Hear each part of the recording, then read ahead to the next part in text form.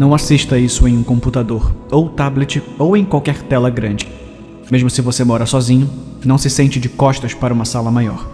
Se alguém ou alguma coisa for particularmente bom em se esconder, esguio, quieto e rápido, eles podem facilmente estar na mesma sala que você, espiando por uma janela ou escondido atrás dos móveis. O ideal é assistir no celular, deitado de costas, com a tela a pelo menos 15 centímetros do rosto. Por favor, mantenha as luzes acesas. Isso torna mais difícil para eles se aproximarem de você. Pense se você ouviu algo fora do comum nas últimas horas, como um rangido nas tábuas do assoalho, a batida de algo batendo na mobília ou uma porta abrindo e fechando inexplicavelmente. Se tiver, feche o vídeo e pare de ouvir. Há uma boa chance de que algo esteja observando você. Eu moro na zona norte do Rio de Janeiro. Eu e minha namorada moramos em uma república universitária aqui na cidade. Perdi contato com os meus amigos do colégio, então praticamente todo o meu grupo de amigos mora no mesmo prédio. Os quartos são muito grandes, muito cheios e, sem surpresa, muito barulhentos. É comum ver e ouvir alunos bêbados e convidados de festa pelos corredores à noite. Você começa a desligar com o tempo e parar de prestar atenção. Talvez por isso eles tenham menos cuidado com a gente. De qualquer forma, a semana de apresentação do TCC estava chegando e meus amigos e eu pensamos que seria uma boa noite para sair para uma boate. O resto dos meus amigos quase nunca responde a mensagens como essa, mas sempre posso contar com o Edu e o André para vir à cidade. Então, na última quarta-feira, fomos para a Fosfobox. Pessoalmente, eu não sou o maior fã da Fosfobox. Tá sempre muito lotada e não há lugares para se sentar, mas André estava decidido a ir a esse show hoje à noite, então eu e Edu meio que apenas seguimos. Entramos na boate sem problemas, pois tínhamos apenas algumas pré-bebidas. Eu pensei ter visto alguém cortar na nossa frente enquanto a segurança verificava nossas identidades, mas não pode ter sido isso. Havia outro segurança do outro lado que não parecia ver nada, então eu só não reagi. André saiu para ir para o meio da galera enquanto eu e Edu fomos pedir bebidas. Edu pediu uma cerveja, eu pedi uma Jägerbomb. Assim que o barman me entregou a bebida, eu ouvi a voz do Edu ao meu lado. Aquele cara tá olhando pra gente? Não prestei atenção em Edu, nem olhei em volta, pois estava muito ocupado pagando o barman. Eu realmente nem ouvi suas palavras porque eu estava muito ocupado imaginando como uma dose de Jäger e Red Bull poderia custar tão caro. Mas antes que eu pudesse responder, uma garrafa cheia de cerveja quebrou nos meus pés. A cerveja do Edu. Eu me virei para ver o que tinha acontecido. Edu não era estúpido e ele não estava bêbado. Alguém tinha arrancado de sua mão? Mas Edu se foi. No começo, presumi que ele tinha acabado de entrar na multidão para sair com o André, mas então o barman falou. Você viu aquilo? Ele riu, antes de olhar em volta confuso. Viu o quê? Eu respondi, um pouco confuso com toda a situação. Ele respondeu. Eu juro que acabei de ver alguém correndo com seu amigo. Olhei para trás, olhei para o chão. Nenhum Edu para ser visto. Olhando para o chão, acho que me lembro de um par de pernas correndo por mim, mas eu estava focado em procurar pelo Edu, então realmente não as registrei ou reagi a elas. Confuso, olhei para o barman. Ele também se foi. Para onde ele foi? Havia outro cliente atrás de mim na fila, e ele era a única pessoa atrás do balcão, então ele não deixaria seu posto assim. Eu estava começando a ficar assustado, abri caminho até a muvuca para encontrar o André. Talvez Edu estivesse com ele. André estava em seu próprio mundo, dançando.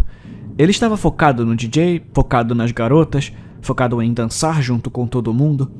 Tanto quanto eu posso dizer, ninguém além de mim viu o que estava atrás dele. Não posso dizer o que vi, por razões que explicarei mais tarde, mas confie em mim quando digo que essa coisa não era humana, embora, ainda assim, humana o suficiente que quase poderia se misturar a uma multidão como essa. Quase. Eu estava prestes a gritar e apontar, chamar a segurança para sinalizar ao André que ele tinha que correr.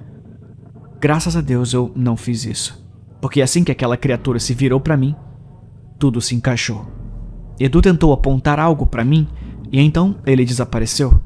O barman chamou seu ajudante e ele desapareceu também. Ainda assim, André e todos ao seu redor estavam cuidando de seus próprios negócios e eles estavam bem. Quando se virou para mim, Suas feições horríveis queimaram a parte de trás da minha pálpebra. Eu calmamente peguei meu telefone e comecei a enviar mensagens de texto para minha namorada. Eu tô voltando para casa. Não me manda mensagem. Mantenha as portas trancadas até eu chegar. Eu vou explicar tudo quando chegar aí. Eu me virei o mais calmamente que pude e fui embora. Subi as escadas e subi a estrada. Ouvi uma porta lateral abrir. Não reagi. Ouvi passos correndo atrás de mim e não me virei. Então, a voz de André. Ei, onde é que você tá indo?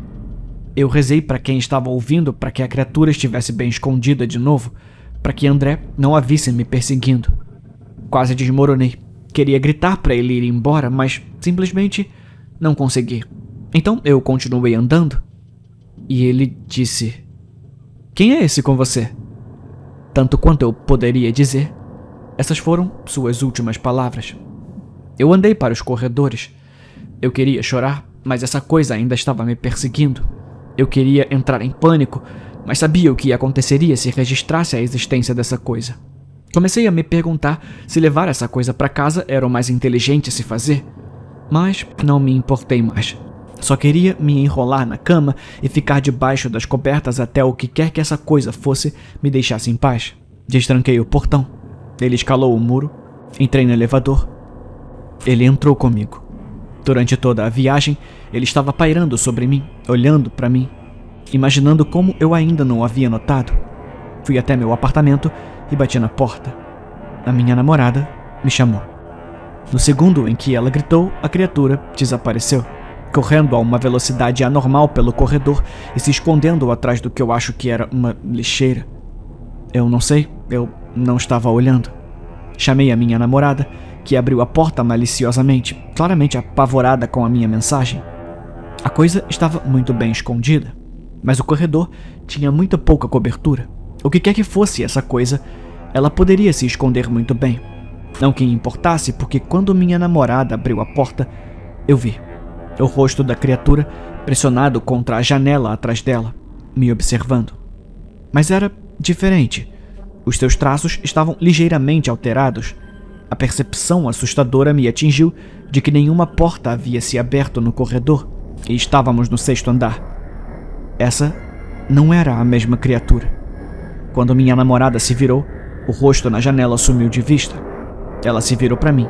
Ele se levantou. O rosto podia passar de pressionar o rosto contra a janela para desaparecer sob ela com tanta eficiência que tive que me lembrar que não podia me deixar hipnotizar por seus movimentos. Minha namorada estava sendo vigiada, mas ela nunca teria ideia. Tinha estado aqui a noite toda, a semana toda. Há quanto tempo essa coisa estava aqui, pressionando seu rosto monstruoso contra a janela e, de alguma forma, ficando fora de vista? Eu calmamente expliquei a ela o que havia acontecido, para início explicando que ela não poderia reagir ao que eu dissesse, não importa o que. Depois, explicando os detalhes da criatura, como ela era. Talvez fosse estúpido, mas nunca estive tão estressado e confuso em toda a minha vida, e só queria alguém para conversar. Ela calmamente engoliu em seco. Uma lágrima rolou por seu rosto. Ela foi até o armário e começou a vasculhar os papéis. Eu me perguntei se ela ao menos acreditava em mim, ou se ela estava apenas levando o meu conselho de agir naturalmente muito a sério. Mas então ela puxou o desenho.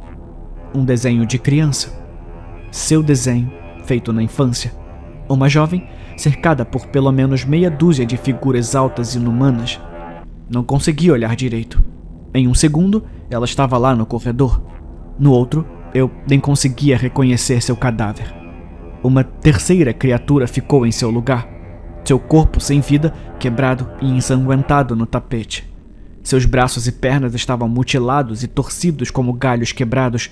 Seu rosto, impossível de reconhecer. Se você esperava obter uma descrição adequada dessas coisas, eu sinto muito. Agora você sabe por que isso não vai acontecer. Prefiro morrer a permitir que alguém recrie aquele desenho. Deus me livre de alguém postar o esboço dessa coisa na internet.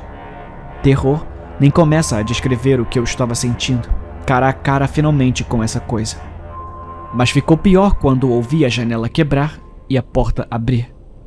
Todas as 3 criaturas de pé na minha sala de jantar, olhando para mim enquanto eu estava sentado, olhando para o cadáver mutilado da minha namorada. As criaturas pararam e esperaram. E esperaram e esperaram, até que finalmente me levantei. Fui até a geladeira, peguei uma cerveja, me sentei na cadeira e bebi com calma. Não sei que tipo de força de vontade primordial eu tinha naquele momento, que tipo de impulso ou força mental eu tinha durante os piores minutos da minha vida, mas depois que o fiz, as criaturas foram embora. Em um piscar de olhos, o corpo foi removido e o sangue foi limpo. Alguns dias depois, fui chamado à delegacia para ajudar a esclarecer sobre meus amigos desaparecidos. Contei muito pouco a eles.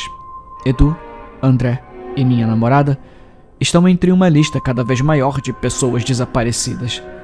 Eu me pergunto quantos outros estão desaparecidos pelo mesmo motivo. Quantas pessoas inocentes estão na prisão, culpadas pelos crimes desses monstros. Eu precisava contar sobre isso. Preciso avisar as pessoas. Elas não se escondem mais de mim. Elas estão por toda parte. Você não poderia compreender por quantos você passa todos os dias, quantos estão observando você enquanto você dirige para o trabalho. Você não tem ideia de em quantos cantos escuros eles se escondem e de quantas janelas eles ficam do lado de fora. Você não viu a quantos telhados eles se agarram e em quantas multidões eles estão. Se você compartilhar isso com alguém que você ama, certifique-se de que eles ouçam deitados. Lembre-os de assistir isso em um celular e diga a eles que segurem o aparelho a pelo menos 15 centímetros do rosto, porque na maioria das vezes, você não está sozinho.